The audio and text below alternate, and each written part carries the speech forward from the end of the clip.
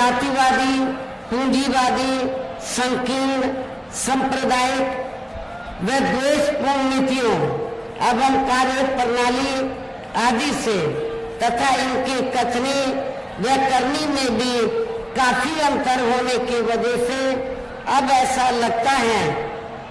कि इस बार ये भारतीय जनता पार्टी भी केंद्र की सत्ता में आसानी से वापस आने वाली नहीं है। कांग्रेसी सरकार की तरह ही वर्तमान भाजपा सरकार में भी इनकी जातिवादी, हीन, सांप्रदायिक एवं पूंजीवादी सोच व नीतियों के चलते ही पूरे देश में सर्व समाज में से खासकर गरीबों, दलितों, आदिवासियों, पिछड़े वर्गों, मुस्लिम एवं अन्य धार्मिक अल्पसंख्यक समाज के लोगों का भी पूर्ण रूप से विकास व उत्थान आदि नहीं हो सका है। और इस संदर्भ में वैसे आप लोगों को ये मालूम है, जातिवादी, पूंजीवादी, संकीर्ण, सांप्रदायिक व द्वेषपूर्ण नीतियों एवं कार्य प्रणाली आदि से तथा इनकी कथनी व करनी में भी काफी अंतर होने की वजह से अब ऐसा लगता है कि इस बार ये भारतीय जनता पार्टी भी केंद्र की सत्ता में आसानी से वापस आने वाली नहीं है। बशर्ते यदि ये चुनाव इस बार फ्री एंड फेयर होता है तथा आम चर्चा के मुताबिक वोटिंग मशीनों में भी कोई गड़बड़ी आदि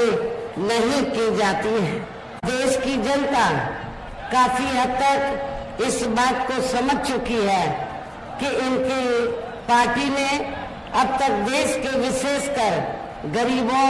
कमजोर तबकों, मध्यम वर्गीय एवं अन्य मेहनतकश लोगों को जो इन्हें अच्छे दिन दिखाने के असंख्य प्रलोभन भरे वायदे किए हैं तथा अनेकों हवाई व कागजी गारंटी आदि भी दी है, तो उनका जमीनी हकीकत में अभी तक इन्होंने लगभग 1/4 हिस्सा भी कार्य पूरा नहीं किया है, बल्कि इसके स्थान पर इनका ज्यादातर समय व ताकत भी यहाँ इनके अपने चहेते रहे बड़े बड़े पूंजीपतियों एवं धन्ना सेठों को ही ज्यादा से ज्यादा माला माल व धनवान आदि बनाने में तथा उन्हें हर स्तर पर छूट देने व बचाने में ही लगी रही है, जिनके अधिकांश आर्थिक सहयोग से ही ये पार्टी व अन्य पार्टियां भी अपना संगठन चलाती हैं तथा चुनाव आदि भी लड़ाती हैं, जिसका काफी कुछ खुलासा बॉन्ड की आई रिपोर्ट से भी हो जाता है। जब रिपोर्ट आई तो आपको ये जानकर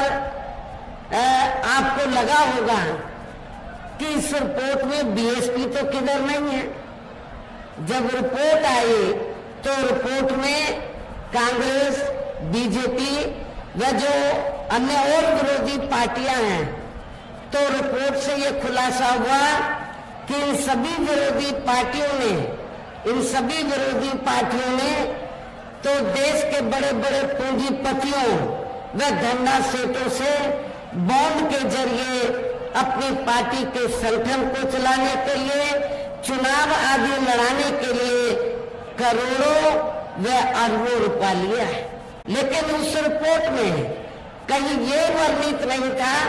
कि बहुजन समाज पार्टी ने किसी भी पूंजीपति या धन्ना सेठ से एक भी रुपया अपनी पार्टी के संगठन को चलाने के लिए या चुनाव आदि लड़ाने के लिए लिया है। पूर्व की रही कांग्रेसी सरकार की तरह ही वर्तमान भाजपा सरकार में भी